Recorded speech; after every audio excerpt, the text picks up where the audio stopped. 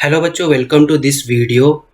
आज से हम लोग ये जनरल डिस्कशन वन स्टार्ट करने वाले हैं। स्टूडेंट्स के पास जो भी डाउट्स रहते हैं related to MHTCET preparation, okay, and आगे के आने वाले उनके इंजीनियरिंग एडमिशन से रिलेटेड वो सारे क्वेश्चन एंड आंसर्स का जो डिस्कशन है हम ये सीरीज़ में करेंगे।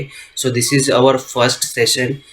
इस सेशन में मैं आपको जस्ट थोड़ा बेसिक इन्फॉर्मेशन दूंगा how you should go for preparation of MHTCET, okay, and आपका क्या टारगेट स्कोर होना चाहिए सो दैट आपको एक अच्छा कॉलेज मिले जिसमें प्लेसमेंट्स भी हो, ओके। और आपको ये भी डिस्कस करेंगे जैसे कि आप सबको पता है कि 12th की एग्ज़ाम कैंसिल हो गई है और MHTCET की डेट भी अभी तक डिक्लेयर नहीं हुई है, okay, from the DTE, okay. Mostly क्या प्रोबेबल डेट होगा। मैंने देखे कि बहुत सारे वीडियोज़ यूट्यूब पे लॉन्च हुए जो आपको डेट से रिलेटेड कुछ ना कुछ तो डिस्कशन हो रहा है, ओके। लेकिन आप लोग ध्यान में रखिए, लास्ट ईयर का जो सीटी का एग्ज़ाम था आपका सितंबर में हुआ था। दिस ईयर आपका मोस्टली अगस्त एंड तक तो सीटी का एग्ज़ाम हो जाएगा, ओके। आप अपने की तरफ से अप्रॉक्सीमेट मान के चलिए विद इन द 2 मंथ्स आपका सीटी का एग्ज़ाम होने वाला है, ओके। वो कंसिडर करके आप अपना स्टडी स्टार्ट कीजिए और फुल फोर्स में कीजिए, ओके, स्टार्ट कीजिए, ओके। आपका बेसिकली प्रिपरेशन प्लान क्या होना चाहिए।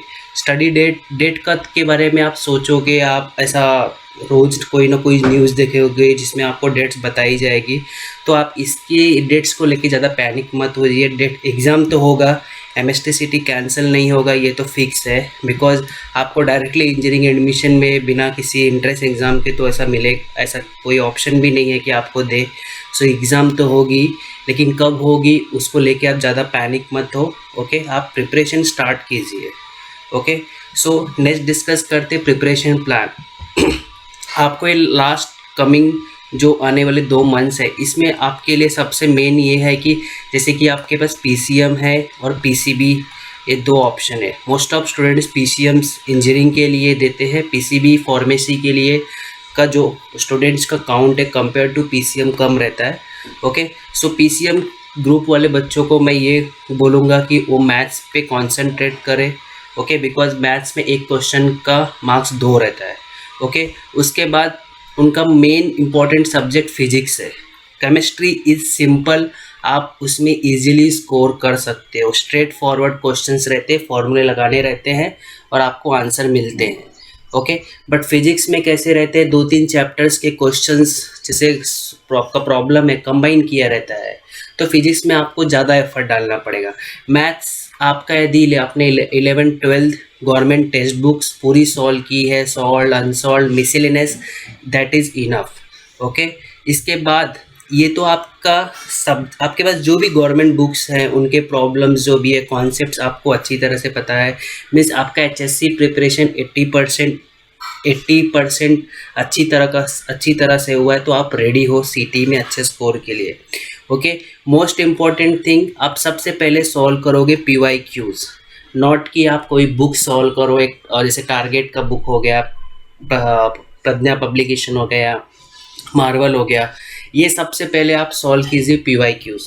आपको PYQs की पूरी लिस्ट मैंने आपको ऑलरेडी PDFs दे चुकी है। स्कोर बूस्टर जो विद्यालंकार का बुक है उसकी सारी PDFs आपको नीचे मैंने दे चुका हूँ, आप उसको रिफ़र कीजिए। उसमें आपको अप्रॉक्सीमेट हर एक चैप्टर में, लाइक फिजिक्स के चैप्टर्स जो भी है 12th के, उसमें अप्रॉक्स आपको 150 प्लस क्वेश्चंस मिलेंगे। एक चैप्टर के 150 क्वेश्चंस, वो भी PYQs जो है सीटी के सॉल्व कर लिए, वो इनफ है, ठीक है। इसके बाद जैसे कि आपने ये जो पहला प्लान है आपका HSC का जो भी कॉन्सेप्ट बिल्डिंग है वो आप पढ़ लीजिए, फॉर्मूला लिस्ट डाउन कर लीजिए, ओके। देन आप PYQ सॉल्व कीजिए एंड देन मॉक टेस्ट। यदि आपको मॉक टेस्ट मिलते हैं लाइक चैप्टर वाइज मिलते हैं, ओके, मैंने देखा यूट्यूब पे बहुत सारे चैनल्स आपको फ्री में मॉक टेस्ट दे रहे हैं, वो आप अटेम्प्ट कीजिए, ठीक है। और mock test main role play करता है आपका स्कोर बूस्ट करने में, ओके। मॉक टेस्ट देखो, आपने भले ही कितनी भी पढ़ाई की हो लेकिन आपने मॉक टेस्ट नहीं दिया, आपने मेन एग्ज़ाम के टाइम पे आपका कॉन्फिडेंस लो हो गया, प्रॉब्लम सॉल्विंग में आप हड़बड़ी कर दिए, तो उस टाइम पे आपका स्कोर डाउन हो सकता है। इसलिए मॉक टेस्ट बहुत ज़्यादा इम्पोर्टेंट है।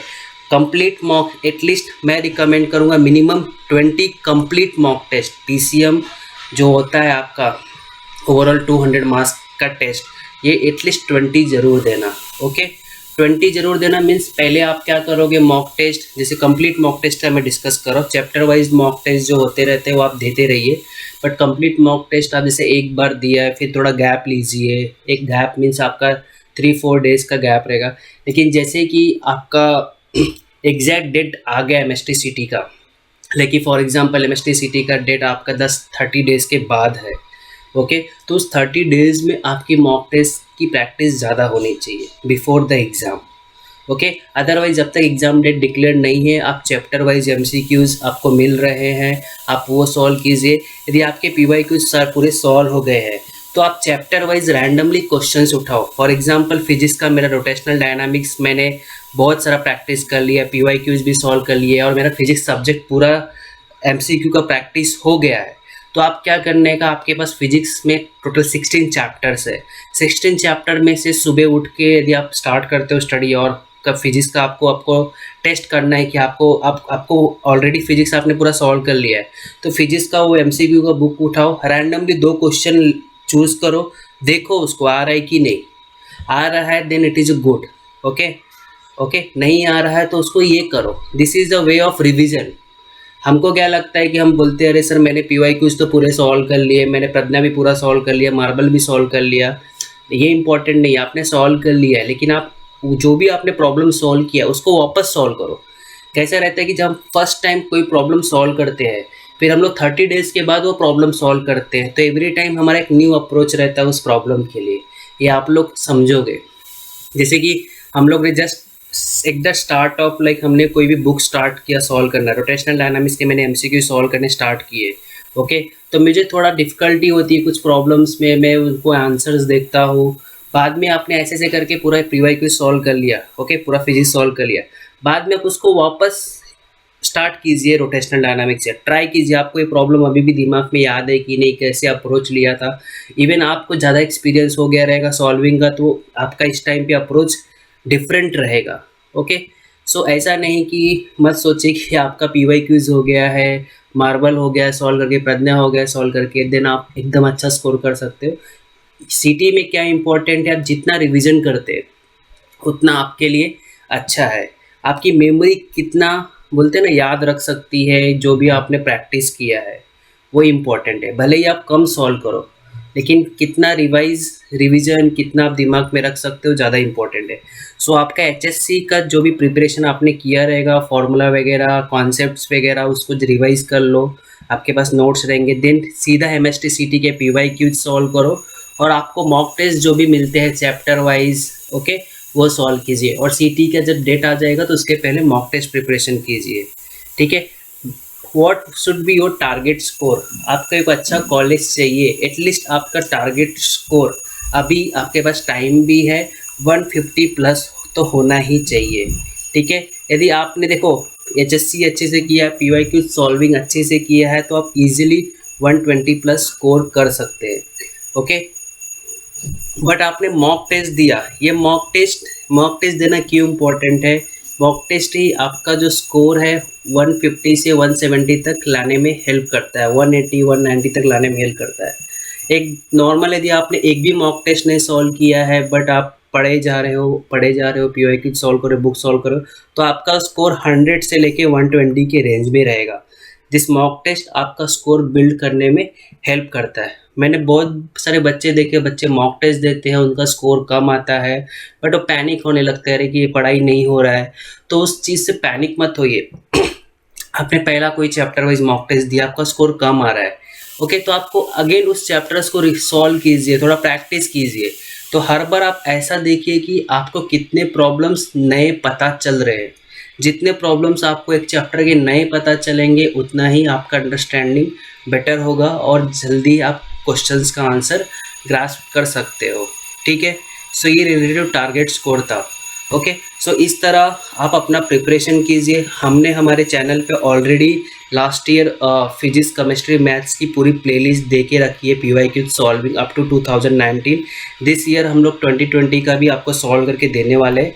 सो आप चैनल के फ्रंट पेज पे जाके आप यहाँ पे आप पूरी प्लेलिस्ट दे सकते हैं, फिजिक्स का पूरा सॉल्विंग है, ओके। केमिस्ट्री के लिए भी सॉल्विंग वीडियोस है, चैप्टर वाइज PYQs के और कुछ कॉन्सेप्ट लगे थे उसके लिए। मैथ्स के लिए भी हमारे पास PYQ सॉल्विंग है और कॉन्सेप्ट, जैसे 11 के चैप्टर्स पे हम ज़्यादा ध्यान नहीं दिए रहते हैं तो उसके लिए भी हमने PYQ सॉल्विंग की वीडियोस की प्लेलिस्ट रखी है चैनल पे, आप वहाँ से उन्हें देख सकते हैं। ठीक है, इवन डिस्क्रिप्शन में भी उन सब का लिंक दिया गया है। स्कोर आपको PYQs की सारे PDF PCM की दे दिए हैं, बायोलॉजी के भी हम देने वाले हैं, आप वो रिफ़र कीजिए। कंप्लीट मॉक टेस्ट के भी वीडियोस हम लोग नहीं, हम PDFs आपको देंगे जो टारगेट के मॉक टेस्ट रहेंगे, 1 बाय 1 आपको हम अपने चैनल पे प्रोवाइड करेंगे, उनको प्रैक्टिस कीजिए, सॉल्व कीजिए। आपको ये जो हमारा क्वेश्चन एंड आंसर का सेशन है, आपको कोई भी डाउट रहेगा रिलेटेड टू प्रिपरेशन, ओके, अभी आप प्रिपरेशन पे ध्यान देना, एडमिशन पे ज़्यादा दिमाग मत लगाना। मैंने बहुत देखा है बच्चे प्रिपरेशन पे कम ज़्यादा एडमिशन पे ध्यान देने लगते हैं, ये कॉलेज मिलेगा, COP मिलेगा, VGTI मिलेगा कि नहीं, ये सब डिस्कशन आप बाद में कर सकते हैं। मेन कॉन्सेंट्रेशन क्या है, आपका स्कोर कैसे अच्छा हो, इस पे आपको कंसंट्रेट करना है। ओके, सो प्रिपरेशन से रिलेटेड, ओके, इवन आपको एडमिशन से रिलेटेड डाउट रहेंगे तो आप मुझे पूछ सकते हो कमेंट करके इस वीडियो के नीचे।